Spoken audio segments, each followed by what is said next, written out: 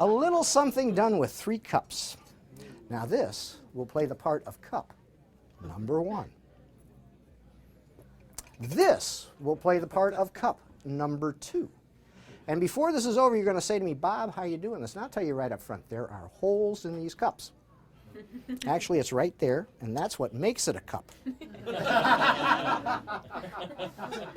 And this will be cup number 3. The only other thing I use is this right here. Now, this is a red ball, but I'm going to make it visible for everybody, but I'm going to put it on the middle cup. Oh.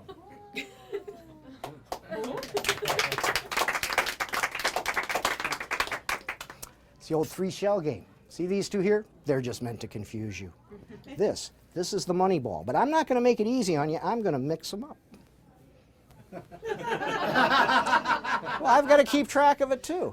Now you see, this is a gambling game. So what happens is I put the ball underneath a cup. You guess which cup, I pay you money. Now I will be honest with you, about 90% of the time, they always go for the center cup. So you can't leave the ball there. Otherwise, that'd be a losing proposition. Now the other 10%, you get people that attribute powers to you that you don't really possess. They pick these end cups. So rather than take the chance, I don't leave it there either. See, when you weren't looking, I put it right back here in my pocket. Now the trick is not to get this ball into my pocket. Any magician can do that. The trick is to know when you're not looking. I've been doing this for 35 years. Nobody has ever said in your pocket. They've said in your, well, never mind, that was later on. Anyways, these 2 here, they're just meant to confuse you. That's the money ball. Okay. I'm not going to make this easy on you. I'm going to mix them up.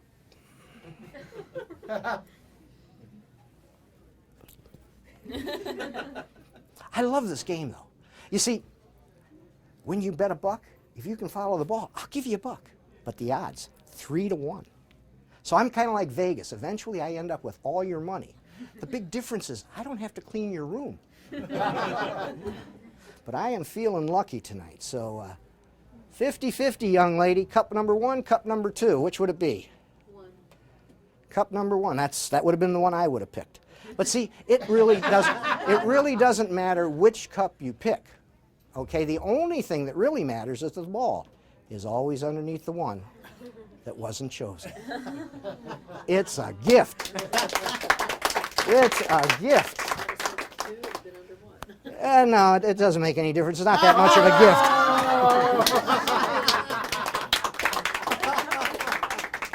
Now, just when you thought it was safe to go back in the water, out pops a magic wand. This is a magician's favorite tool for misdirection. But I'm going to show you how it works. If you take that wand, pass it through a hand that has a ball, give it a tap, the ball vanishes. I understand the apathy. I see it every night, too. But then I'm usually working for a mirror, and you guys are much more like an oil painting. So what we'll do is go over the top, we'll go under the bottom, but we'll give it 2 taps because it's the second ball, so it goes just like the first. Oh, moving right along to that thunderous round of indifference. I'll tell you what. I know what's happening. They're in the cup and ball quandary. They don't know whether to keep their eye on this wand, watch the ball. But of course, if I were you, I'd keep your eyes on the cups because that's where all the balls end up. Now, I'm sure you figured out how this is done. I mean, 3 balls, 2 hands, 3 cups, and a magic wand. Should I be able to fool you? Well, yes. Took me 35 years to know where I am right now. But this is my most powerful weapon, so I'll tell you what, for the rest of the show, yeah, what the heck? Won't even use it. Oh. I know. Now, it's on a magnet up there. If it fails, you're in deep pucky. But no, I'm just kidding. I think they go to wand heaven. I've just never been able to verify that. Thank you. Now, I'm going to show you how that works. You see, so many people say sleight of hand. Other people say, oh, no, it's a cups. Remember, there's holes in them. Where we get you is it's this little red ball. It will actually pass right through a solid object. Doesn't even matter from which side. And if you ever cover a ball with a cup, it'll pass through that cup. Well, not just that cup, actually, any cup. In fact, I had somebody say to me once, is it possible to pass it through all 3 cups at once? And if I could do that, I'd be out starting religions instead of here playing with this stuff. But I'm feeling lucky tonight, so that one looks ready to go. That one looks ready to go. Do you know a magic word? Any magic word? Abracadabra. Oh, my God, look at that one's gone, and all 3 of them right there underneath the center cup. Wow! Give her a big hand. I can't do that. In fact, would you like to try that? Okay, I'll tell you what, look. I'll take this ball. Go on, snap your fingers over that cup. Ooh. Damn. It's not supposed to happen that way.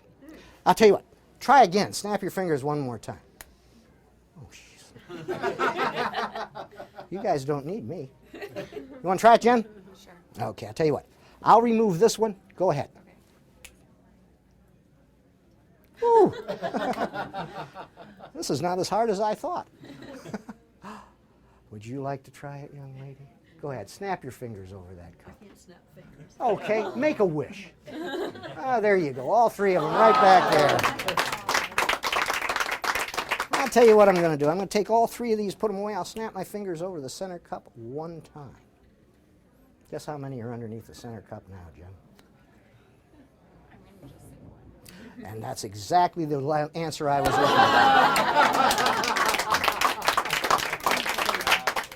Steroids.